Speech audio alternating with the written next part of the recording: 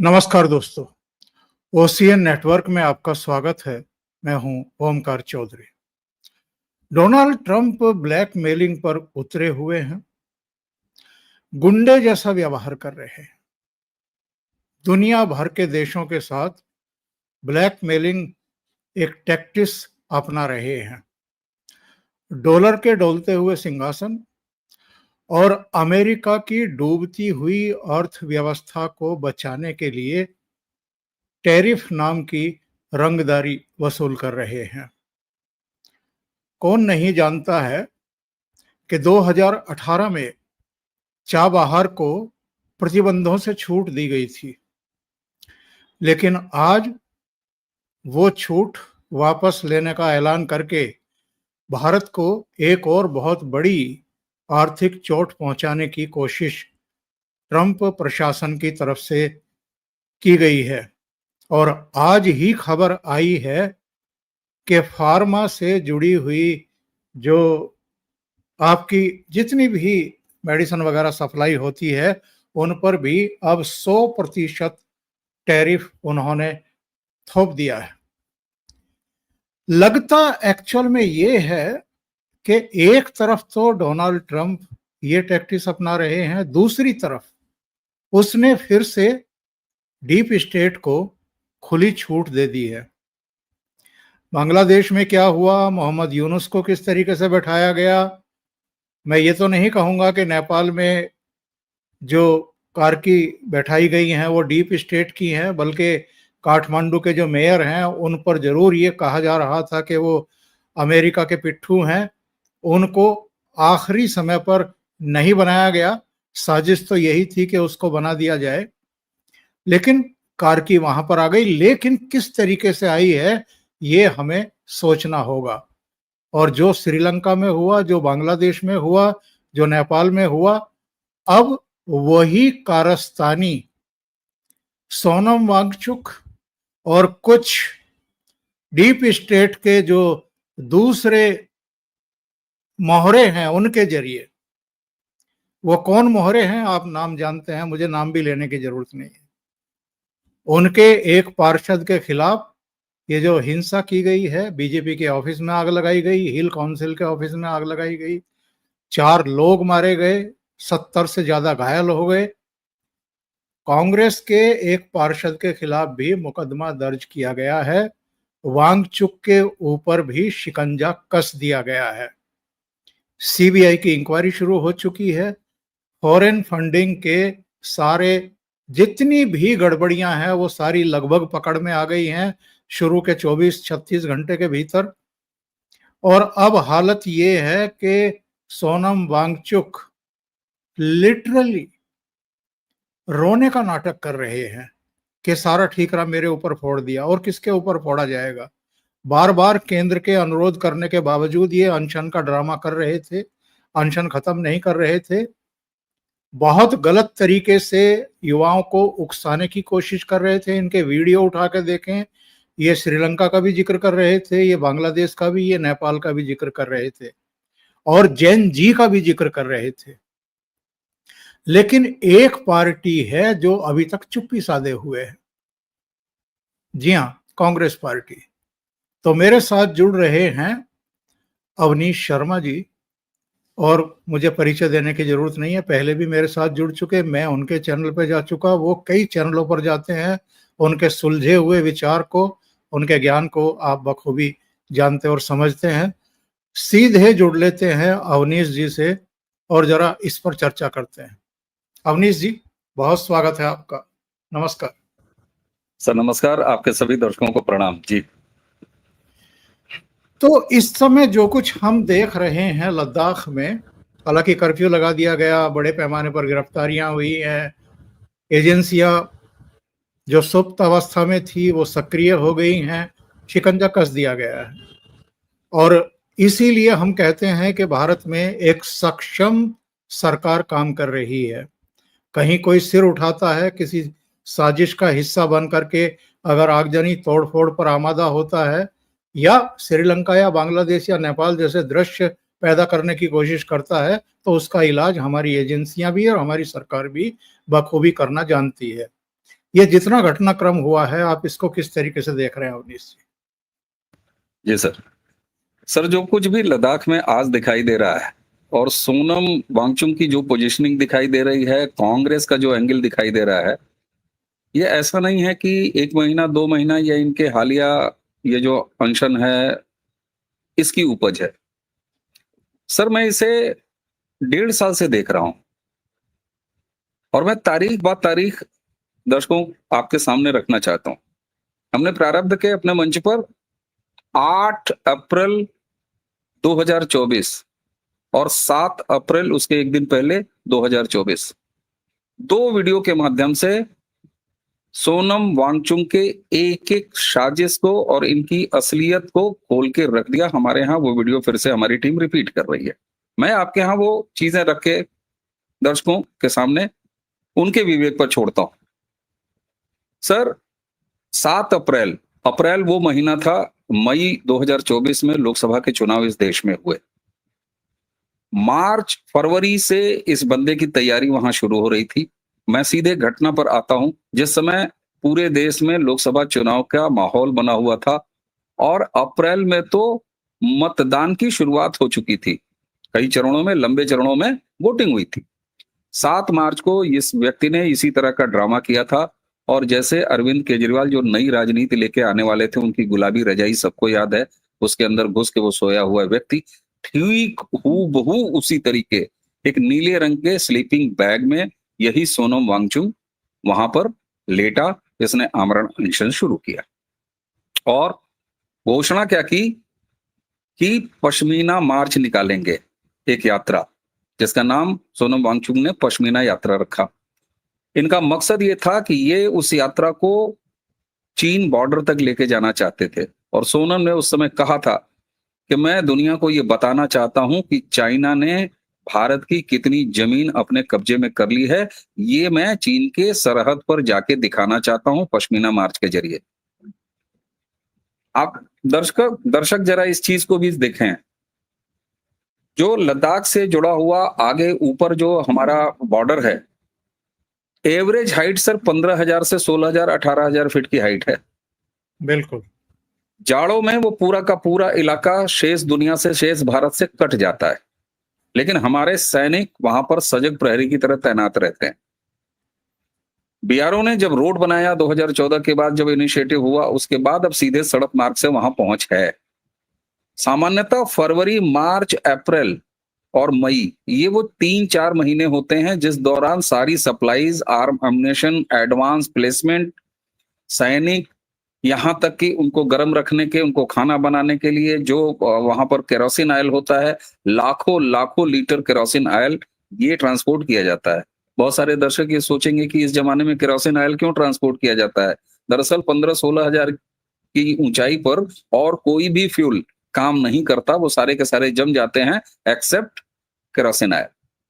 जिस समय मिलिट्री के, सेना के कॉन्वॉय लगातार उस रूट पर जा रहे थे, उसी रूट से ये व्यक्ति 7 अप्रैल 2024 को पश्मीना मार्च निकालने की साजिश में लिप्त था। 8 तारीख को इसने घोषणा की थी कि 8 को निकलेगी यात्रा।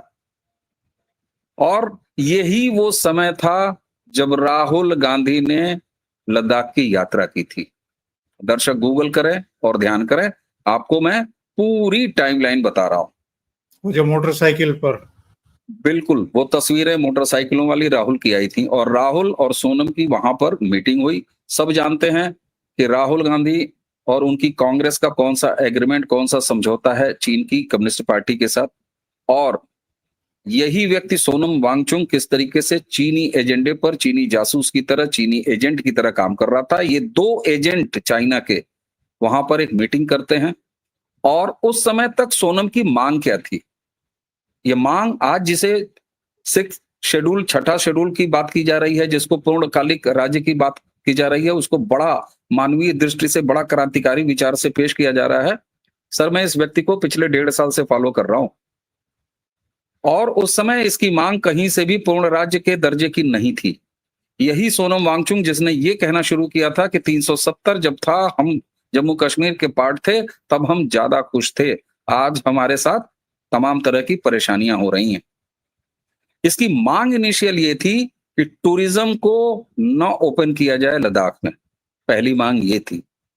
दूसरी मांग ये थी, ये सारा कुछ पर्यावरण रक्षा के नाम पर कर रहा था, और इसकी दूसरी मांग ये थी कि सड़कें न बनाई जाएं, किसी तरह की कोई अगर इंडस्ट्री आ रही है लद्दाख में तो वो न आने दिया जाए। कुल मिला के लद्दाख के आमूल चूल विकास को न होने दिया जाए, ये इसका एजेंडा था। आप एक चीज याद करें सर, मैं दर्शकों को भी याद कराना था, आप तो वरिष्ठ हैं, आपको याद ही होगा। एक एंटनी साहब कांग्रेस के रक्षा मंत्री, उन्होंने हाउस में एक बात कही थी। उन्होंने ये कहा था 2011 में कि बॉर्डर्स को न डेवलप करना सबसे स्मार्ट डिफेंस स्ट्रेटेजी है। अगर हमने बॉर्डर्स को डेवलप कर दिया, वहां पर रोड्स और इंफ्रास्ट्रक्चर तैयार कर दिए, तो उसका लाभ, उसका इस्तेमाल दुश्मन की सेना कर लेगी। ये तो स्थिति थी कांग्रेस पार्टी की सर, जो ये मान के बैठी हुई थी कि जैसे ही ऐसा कुछ होगा तो हमारी सेना पीछे चली आएगी और हमारे बनाए हुए रोड अगर हमने बना दिए वहां पे तो उसका इस्तेमाल चाइना कर लेगा। लेकिन 2014 से तो ये सारी चीजें शुरू हुई और वहां पर रोड भी डेवलप हुआ। ये व्यक्ति उस समय, आखिर जब देश लोकसभा के चुनाव के लिए जा रहा था और वो ऐसा पिकुलियर मौसम, ऐसे महीने चल रहे थे जहां सप्लाईज हमारे मिलिट्री की जानी थी, चाइना के साथ हमारा ऑलरेडी कॉन्फ्लिक्ट शुरू हो चुका था। एक कॉन्फ्लिक्ट हमने नॉर्थ ईस्ट में देख लिया था, उसके बाद वो सारी चीजें डेवलप हो रही थी और ठीक उसी समय राहुल गांधी और सोनम वांगचुक दोनों लद्दाख में एक्टिवेट होते हैं पश्मीना मार्च।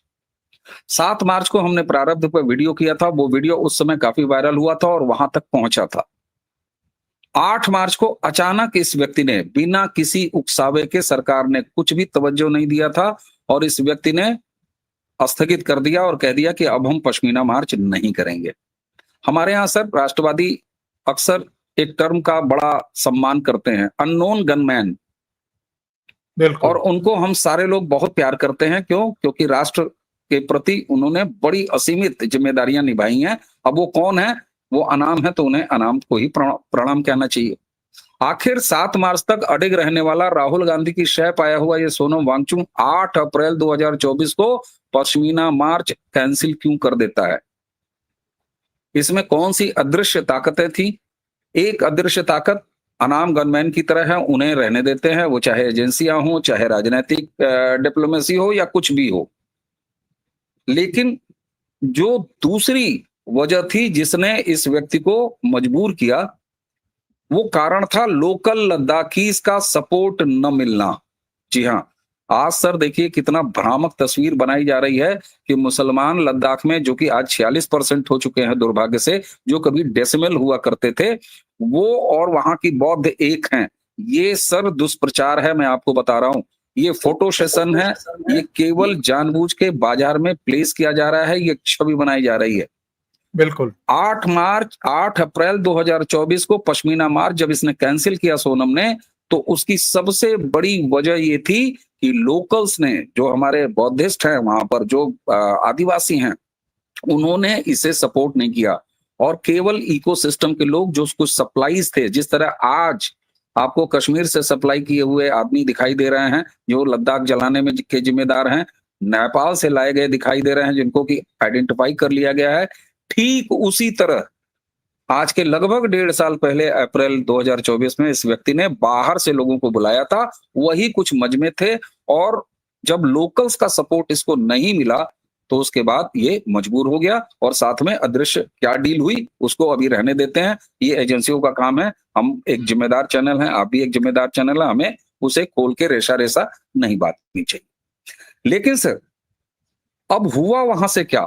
वहां से राहुल गांधी जब इसने स्थगित कर दिया तो उसके तुरंत बाद राहुल गांधी, जिन्हें छठा शेड्यूल, 6th शेड्यूल प्रोनाउंशिएट करने भी नहीं आएगा, जिन्हें उनका मतलब तो दूर दूर तक नहीं पता, उस व्यक्ति ने एक तरह से आप कह लीजिए कि जैसे सीरीज दौड़ में होता है ना कि एक की जिम्मेदारी दूसरा उठाता है, राहुल गांधी ने वहां से ये मुद्दा उठाया और उसके बाद वो ऐसे ऐसे प्रदेशों में घूम के, अगर जनता को याद हो चुनाव के दौरान, छठा शेड्यूल आदिवासी बहनों को, भाइयों को उनका हक मिले, लद्दाख में हम दिलाएंगे, और बीजेपी सरकार ने अपने मैनिफेस्टो में लिखा है नहीं दिला रही, ये दुष्प्रचार करना शुरू किया।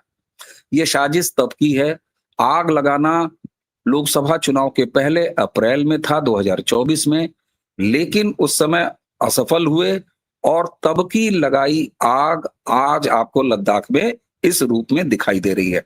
इसलिए अगर किसी को ये भ्रम हो कि ये महीने 1.5 महीने का डेवलपमेंट है सोनम वांगचुक का, तो नहीं।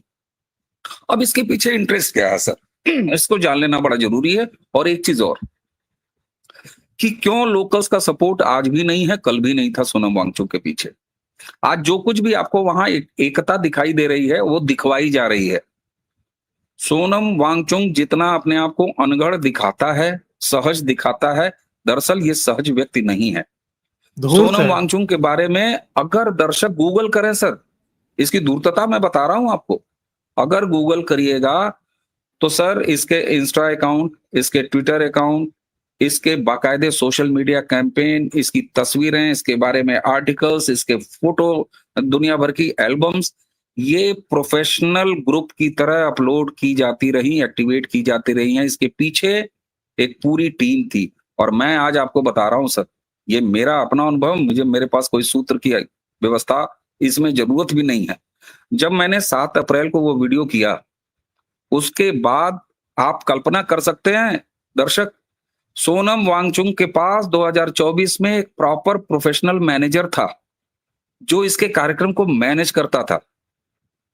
आज वो मैनेजर है कि नहीं, वही मैनेजर है कि नहीं, मैं नहीं जानता, लेकिन हमारे वीडियो के बाद वो वीडियो लद्दाख में भी पहुंचा, उसका ओरिजिनल कमेंट नीचे, तमाम विरोध भी उस पे आए और इसके मैनेजर से मेरा संपर्क हुआ। मैंने कहा कि आप अपना वर्जन दीजिए, मैं कल फिर एक वीडियो करने जा रहा हूं, लेकिन यह वक्त ही नहीं आया और इसने अपना वर्जन भी नहीं दिया। तो ये प्रोफेशनली मैनेज्ड था, ठीक उसी तरह जैसे फोर्ड फाउंडेशन के बैक किया हुआ अरविंद केजरीवाल, वही मैक्सेस है, वही मैक्सेस है, यहां भी आपको दिखाई देता है। ये बिल्कुल। क्रोनोलॉजी समझने की आवश्यकता है और राहुल ने इसे ओन किया। ये पूरा एक ऐसा काकस है जिसको डीप स्टेट और चाइना, अच्छा लोग कहेंगे कि साहब डीप स्टेट का मतलब तो अमेरिका होता है। नहीं साहब, ऐसा नहीं है।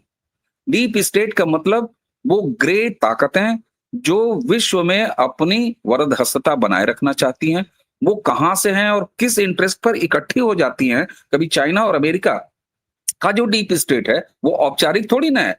डीप स्टेट कभी औपचारिक नहीं होता। इंटरेस्ट बिल्कुल। जहां एक साथ उनके मैच करेंगे वो एक टेबल पे होते हैं।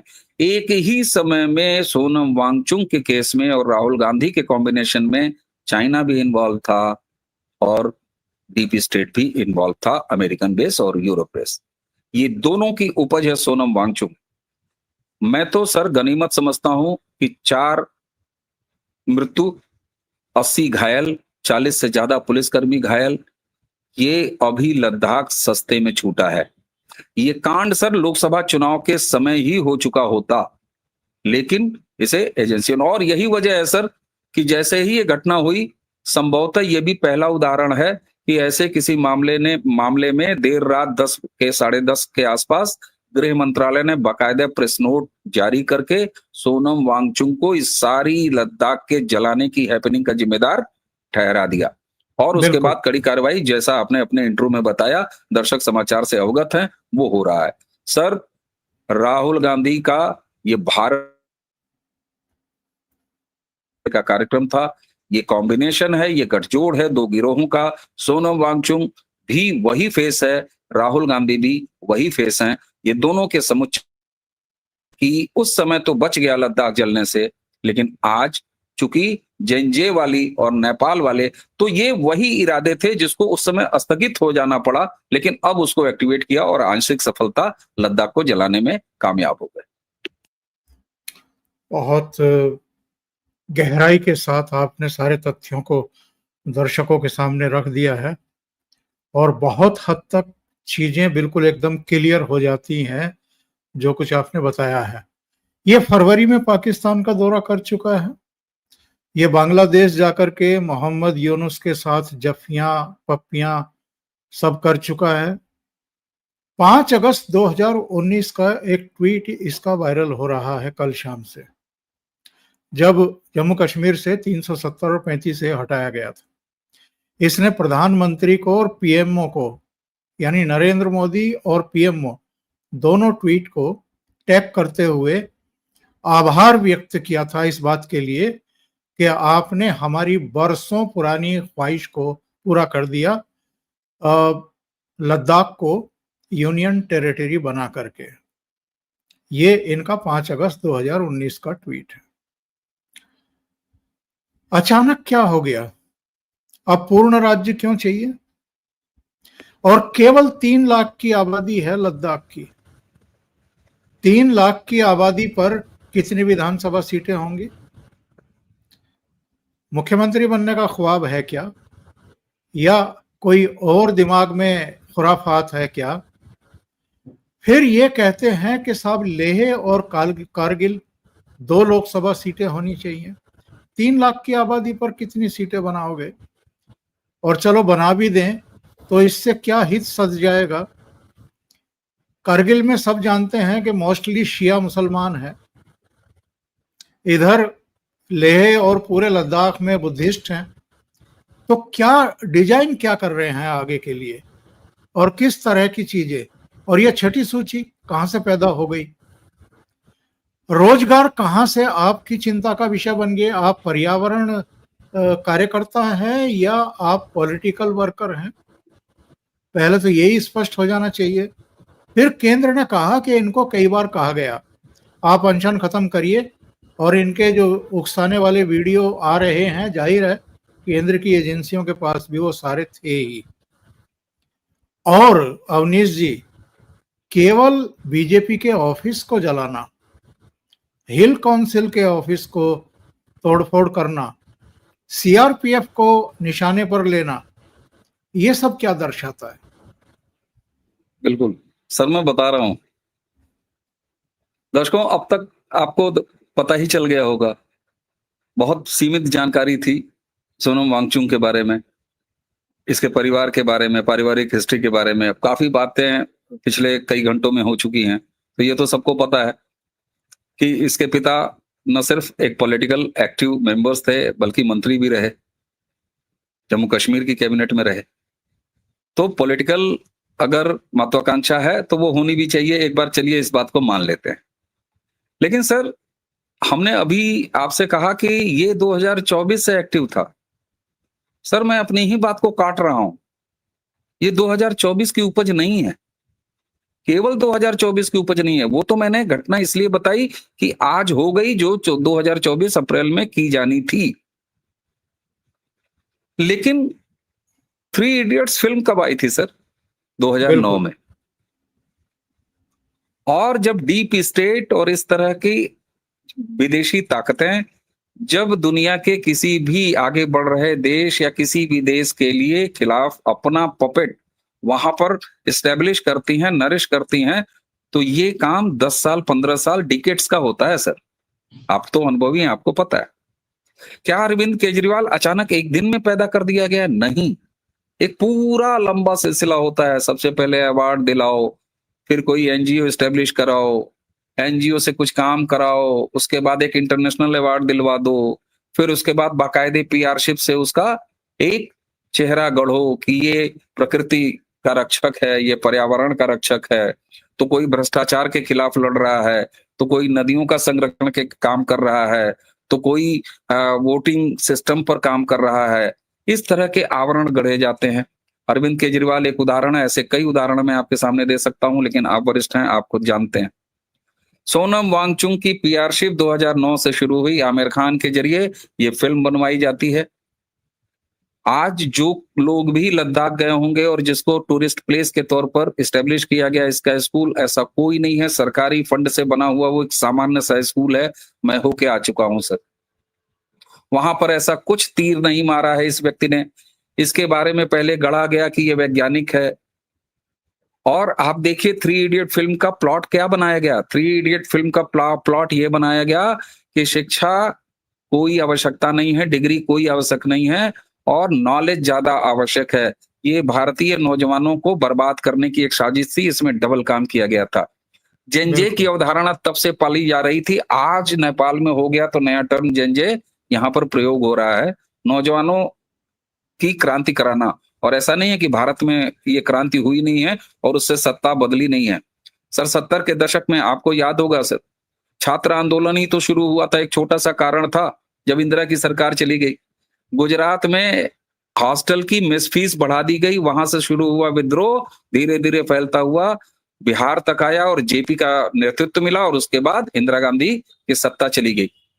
ये मॉडल बार बार एक्टिवेट किया जाता है सर। नेपाल हालिया एक उदाहरण है जहां ये सक्सीड हुआ। तो वहां से इस व्यक्ति की इमेज गढ़नी शुरू की गई, मैक्स ऐसे दिलवाया गया, वहां से ये शुरू होता है इसका पूरा खुरापात। और छठा शेड्यूल कहां से आता है ये बताते हैं। छठा शेड्यूल दर्शकों आप सबको अब अगर ना पता हो तो मैं थोड़ा बता देता हूं।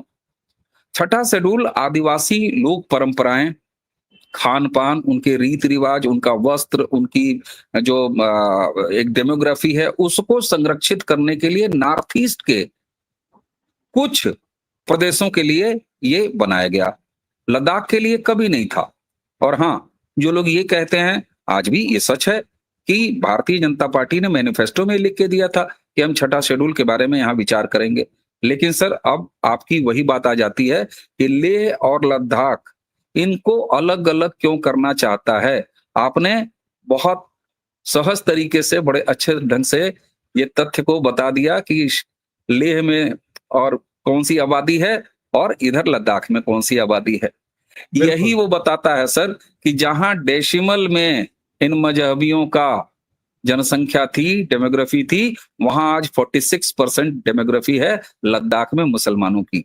ये कैसे किया गया? 370 के दौरान शनय शनय वादी से यानी वैली से और कश्मीर से माइग्रेट किया गया और धीरे धीरे धीरे धीरे वहां ये इंक्रोचमेंट किया गया, डेमोग्राफी का बदलाव किया गया। प्रधानमंत्री ने 15 अगस्त को ऐसे ही नहीं टास्क फोर्स का गठन किया है और उन्होंने कहा है कि सीमाओं पर जहां भी डेमोग्राफी बदली गई है उसको टाइम बाउंड तरीके से हम दुरुस्त करेंगे। तो क्या सीमाएं केवल बांग्लादेश से लगती हैं? क्या सीमाएं केवल नेपाल से लगती हैं? क्या सीमाएं केवल पाकिस्तान से लगती हैं जहां डेमोग्राफी बदली गई है?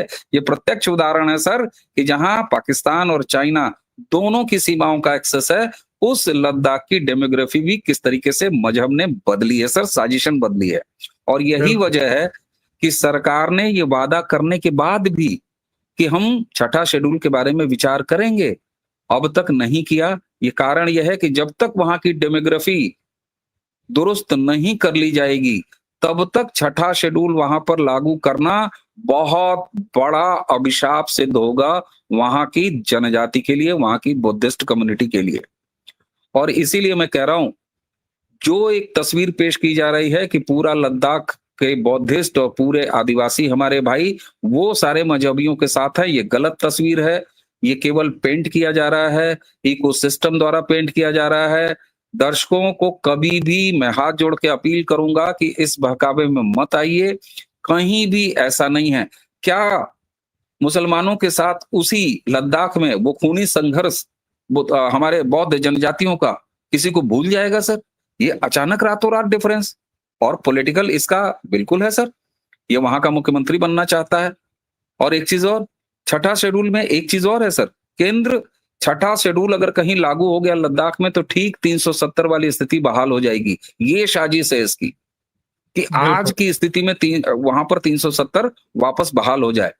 क्यों? क्योंकि फंड तो सारा सेंट्रल गवर्नमेंट देगी, खर्चा करना वहां की जिला परिषद और जिला निकायों द्वारा तय होगा, कब खर्चा होगा, कहां खर्चा होगा, और यहां तक कि कानून बनाने और प्रस्ताव पास करने की अधिकार भी उसमें आ जाते हैं, जो कि एक्चुअल दिए गए हैं जनजातियों के लिए नॉर्थ ईस्ट में।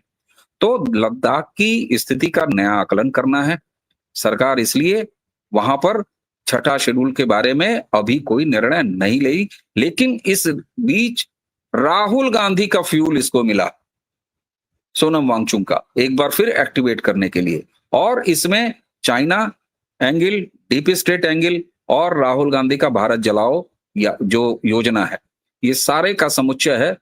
लेकिन सर जिस तरीके से एजेंसियों ने काम करना शुरू किया, और एक चीज और, बहुत लोग पूछ सकते हैं कि आप इतना ज्ञान दे रहे हो, आपको इतने साल से पता था, तो फिर एजेंसियों को क्यों नहीं पता था? साहब सबको सब पता होता है।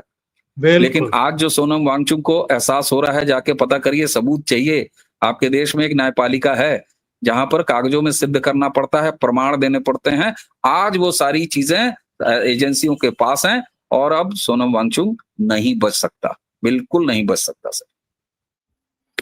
फारूक अब्दुल्ला, महबूबा मुफ्ती, केजरीवाल, कई नेताओं के बयान आ गए। और ये कौन चेहरे हैं सारे के सारे जो खार खाए बैठे हुए हैं? अरविंद केजरीवाल तो कहते थे यहां भाषण देते हुए कि मोदी जी, इस जन्म में तो आप हमें नहीं हटा सकते, नहीं हरा सकते। कुर्सी भी गई, खुद भी हारे, आसपास के जितने भी इनके करीबी थे वो सब उनकी वो मुंह के बल पड़े हुए थे। महबूबा मुफ्ती की तो पॉलिटिक्स ही जीरो हो गई। और फारूक अब्दुल्ला का क्या गेम रहा है, जब वो मुख्यमंत्री थे सबसे ज्यादा पलायन जम्मू कश्मीर से उसी समय हुआ था और ये लंदन में पड़े हुए थे। मुख्यमंत्री रहते हुए लंदन में थे और यहाँ से हिंदुओं का, कश्मीरी पंडितों का पलायन हो रहा था बहुत बड़ी संख्या में। ये सारे मिलकर के वांगचुक को गांधीवादी बता रहे हैं, गांधीवादी होने का सर्टिफिकेट दे रहे हैं। और कांग्रेस के इन्वॉल्वमेंट के तो प्रमाण मिल चुके हैं, एफआईआर दर्ज हो चुकी है। एक पार्षद जो है उसकी गिरफ्तारी किसी भी समय अब मीडिया में आ सकती है कि गिरफ्तार हो गया है। अच्छा, वांगचुक के भी कच्चे चिट्ठे खुल रहे हैं अवनीश जी। सीबीआई, ईडी के भी इन्वॉल्वमेंट की बातें आ रही हैं कि ईडी भी अब इसमें आएगी और जो फॉरेन फंडिंग है और जो मनी लॉन्ड्रिंग है उसकी जांच की जाएगी। तो कई संगीन अपराध अब सोनम वांगचुक के खुल चुके हैं और जो इनको कवर फायर देने की कोशिश कर रहे हैं इनका भी चेहरा अब पब्लिक के सामने आ रहा है। कांग्रेस की चुप्पी पर आप क्या कहेंगे? सर ये बताइए, किसी का भांडा आप फोड़ देंगे, किसी के तन की चद्दर अचानक आप उठा देंगे, तो उस अकबकाहट का कुछ तो स्थिति होगी ना सर। वही स्थिति, रंगे हाथ राहुल गांधी पकड़े गए हैं, कांग्रेस पकड़े गए, रंगे हाथ। वहां पर जो कारपोरेटर पकड़ा गया है वो कारपोरेटर नहीं है सर, वो राहुल गांधी हैं। वो पूरी कांग्रेस बरामद हुई है, नंगी बरामद हुई है। और केवल वो घटना करते हुए बरामद नहीं हुई है सर, सालों से इस साजिश को बुनते हुए बरामद हुई है।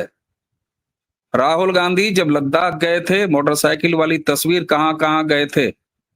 और यही राहुल को सुरक्षा कवर देने वाली एजेंसी है ना, जिसने पूछ लिया और बता दिया, चिट्ठी लिख दी कि आदमी बिना बताए कहीं जाता है, हमको बताता ही नहीं है।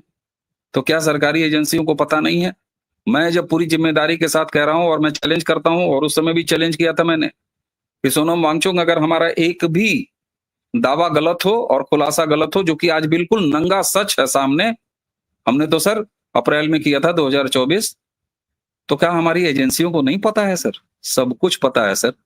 लेकिन फिर वही समय आ गया, और जब समय आ गया तो आखिर ये बताइए सर, ये वही राहुल गांधी का खानदान है ना जो 7-7 मुकदमे झेल रहा है, इस समय संगीन मुकदमे झेल रहा है।